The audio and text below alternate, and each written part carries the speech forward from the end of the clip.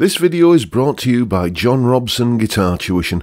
If you enjoy the content, please consider supporting the channel by enrolling on a course, purchasing some guitar lessons or a t-shirt, or you can join my Patreon. Now, on with the show. Hello chaps, welcome once again to John Robson Guitar Tuition. As always, I do hope you're well. Okay, a couple of things I want to talk about today. It being Saturday, obviously there's a bit of a solo and a bit of a lesson on what's going on in the solo. That's coming up in a moment. But first of all, I want to tell you about the guitar that sort of inspired the solo. It's this, and this guitar here is well, it's making me rethink what I think about Stratocasters, about what I like and dislike about them. Let me explain. Up until now, I have never ever got on with just the single coil bridge pickup on a Strat. I've always found it kind of a bit harsh and a bit brittle sounding, and it's never ever been one of my favourite sounds. I think pretty much every Strat type guitar I've owned for the past 25-30 years, first thing I've always done is throw a humbucker or a Hot Rails pickup or something in the bridge. And then, you know, the other thing that I've been adamant about with Strats, because it's born from personal experience, is that if you have a big meaty kind of preferably brass, but if not brass then steel bridge block, the big trem block in the, and kind of around the back here, that is kind of a precursor, a prerequisite rather, for getting a good tone out of a Strat. And the other thing that I've always been adamant that I dislike is a 21 fret neck on a Strat. I've always felt it a bit of an anachronism and, not really what I like. I like 22 frets so I can get up to that high D note. And then a good mate of mine, Sean, the other day, he said, I've got this Squire Classic vibe. Do you fancy using it in a video? So I said, well, yeah, okay then. And this is said guitar, just a lowly Fender Squire Classic vibe Strat. And it has a 21 fret neck, and it has the skinny pot metal, kind of budget end of the range bridge block, the trem block in the back there, and it has a single coil bridge pickup. And I've got to tell you, I've had so much fun playing this guitar, and I've played many other Squire Classic vibes over the years, but this one just has a little bit of mojo that all the other ones that I've ever played seem to be lacking. So, yes, confusing times. Anyway, as I say, this guitar inspired me to play a little bit of a kind of a bluesy country rock solo. So that's what the other thing is we're going to talk about today. The scale, the kind of method, if you like, the methodology and the scale for playing a little bit of country rock. Here's the solo, then I'll explain what's going on.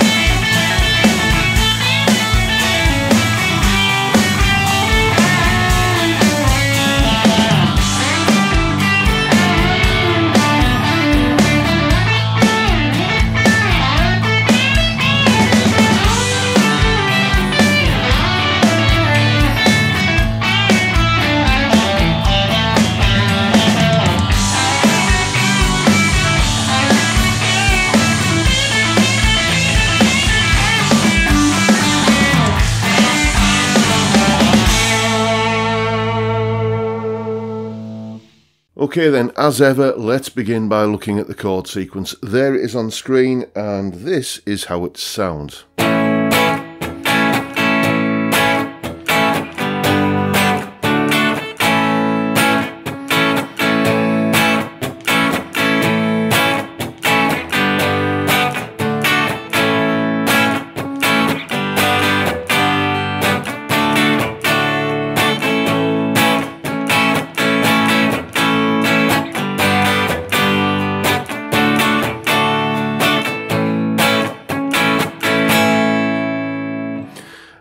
as you can hear, that A chord is very much the centre of attention in this chord sequence, and many people would assume that therefore the chord sequence is in the key of A. But let's take a quick look at the key of A. There it is right there, and you can see that there's something missing. Where is the G chord? There is no G chord in the key of A. There's a G sharp diminished, but there's no G chord, so where is it? Well, here it is, right here, in the key of D, as are the other two chords in the chord sequence, the A and the D. Okay, so the key of D has the three chords that are in this chord sequence, and only the key of D contains those three chords. The key of A, the chord of A, the chord of G, and the chord of D will occur separately in plenty of other keys, but there's only one key where they all happen together, and as you can see, that is the key of D major. So why does this chord sequence sound like it's centered on an A chord then? Well, that's because it's using a mode of the key of D major. Okay, we are using the mode based on the A chord, and that is the A Mixolydian mode.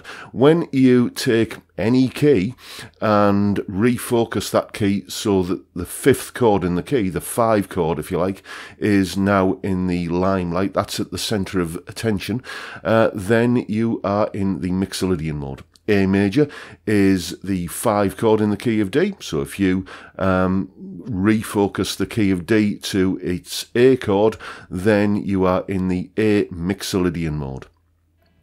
So how do you play over this then? Well, you just basically, on one level, you trust your ears, because, you know, if you are playing over something that has a strong A major flavour to it, then you're probably going to be using A major pentatonic, and I'll play the shapes here. Here we go. So this is this pattern.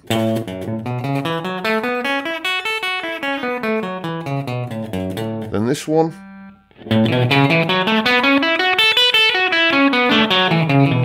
Then this one.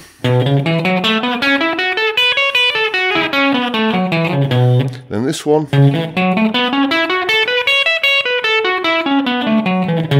And then this one. And after that you back up to the one you started on again, but an octave higher. There we go. So that is, you know, a large part of what I'm playing over that chord sequence. But I'm also adding some extra notes because, you know, there's more you can do. Which extra notes? Well, if we look at the notes that are in the A major pentatonic, you can see that they are A, B, C sharp, E and F sharp. Okay, just A, B, C sharp, E, F sharp, and then it starts again on A. Those are the 5 notes. Now we have a G chord in the chord sequence. That G chord obviously contains a G note, which isn't in the A major pentatonic. So we can add that in. And, you know, we can also borrow the D note, which is in the D chord. It's also in the G chord as well, but it's most obviously in the D chord. And remember, the pentatonic is A, B, C sharp, E and F sharp. No D note in there, or a G. So what we do is add those notes into the A major pentatonic, and I won't go through all of the patterns this time. Let's just go for this one. Here's the A major pentatonic.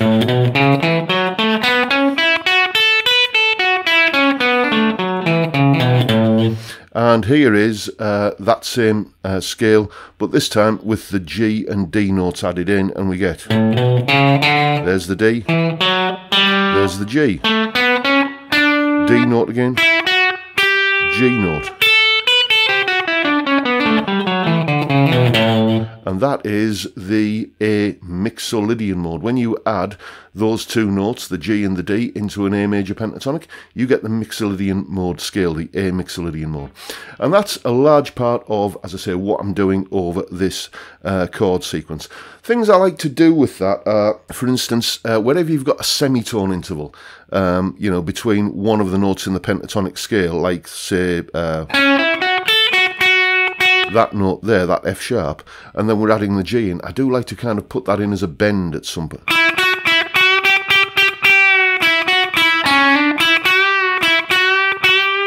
Like that. It just kind of emphasises the fact that you're adding in an extra note because you're bending to it. And, you know, the one thing that the pentatonic scale, any pentatonic scale, doesn't have is any semitone interval. So the fact that you're kind of emphasizing that thing which is different, that semitone interval in you know, in the Mixolydian mode, is what kind of makes it, you know, obviously something more than just pentatonic shenanigans. You've got another one as well. You've got another semitone interval between the C sharp note and the D note. And again, just kind of doing that with a bend. And the other thing that I'm kind of fond of doing, especially in a Mixolydian setting, is making it sound a little bit bluesy. Blues is, I don't want to go into the whole theory of blues here, but blues has strong links to the Mixolydian mode as well. And we know that in a blues, if something was essentially a blues in A, we would probably use the A minor pentatonic.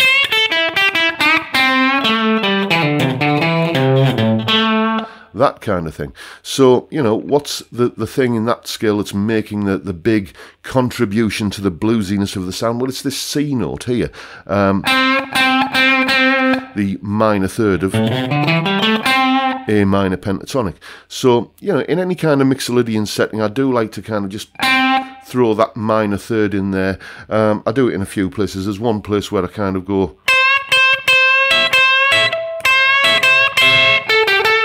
that kind of thing, like that, you know, just, and it just adds to the bluesy kind of flavour that I was going for. And the other thing that any time I've got the Mixolydian mode, especially in a kind of a country-ish sort of setting, I like to do the old double stop kind of thing.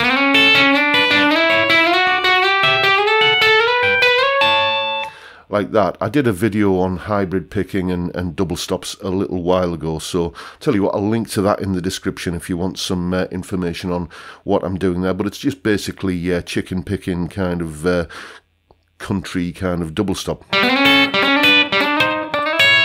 that kind of thing. So there you go. That's pretty much all that I'm getting up to in that solo. It's based around an A major chord, but that A major chord is in fact the A major chord in the key of D. We know that because of the other chords that are there, the G and the D chord. Those three chords can only occur together in the key of D. And when you take the key of D and refocus it towards its fifth chord, which is A, which is what we're doing here, you get the Mixolydian mode. And then you can add the extra notes into the pentatonic. Remember, the pentatonic was A, B, C sharp, E and F sharp. Well, the G chord has a G note in it, and the D chord has a D note in it. We add those in: A, B, C sharp, D, E, F sharp, G, A. You've now got the Mixolydian mode scale. You can do stuff with that, including turning it into the sixths double stops. And you can also throw in a little bit of bluesy minor pentatonic shenanigans as well. Add all that together and you've got a pretty good blueprint for what I was doing in the solo. Have some fun with this one. I told you it had a fantastic sound, didn't I? That was just all on the bridge pickup all the way through that, and it's just got it's almost like a Telecaster bridge pickup. You know, that fatness, that, as I often describe it, like that bottom end of a grand piano kind of sound that I've always found comes with, you know, along for the ride with a Telecaster. But that little classic vibe there has it in spades, and so there you go. Anyway, that solo there is tabbed out in full in both Guitar Pro and PDF formats. Up on my Patreon page, there's the address right there, link in the description. That's all tabbed out for my Patreon supporters. Thank you so much, guys. You know who you are. It is much appreciated, and I am so grateful for the support you're giving me. And along with that, you get the little clip of me playing the solo and explaining it as well. That's up there too, along with the jam track that I was playing over, so you can have some fun with it as well. And there you go, folks. Hope you've enjoyed the video. Hope you found it useful and informative. And if you have, please hit the subscribe button and the notification bell if you haven't already done so. And why not give me a like while you're at it? All the ways to support the channel, joining the Patreon or enrolling on courses or whatever, they're all in the description box below, and as is the link to that video I did on double stops, you know, the chicken picking sort of stuff. That's down there as well. Thank you so much if you are supporting me on any of the you know, platforms where, you know, you can sign up and support me, and thank you in advance if you are thinking about doing so. And with that, I'll bid you all a good day and say thank you so much for your time. Thank you for watching. Stay well, folks, stay safe, and above all, stay sane. Bye for now.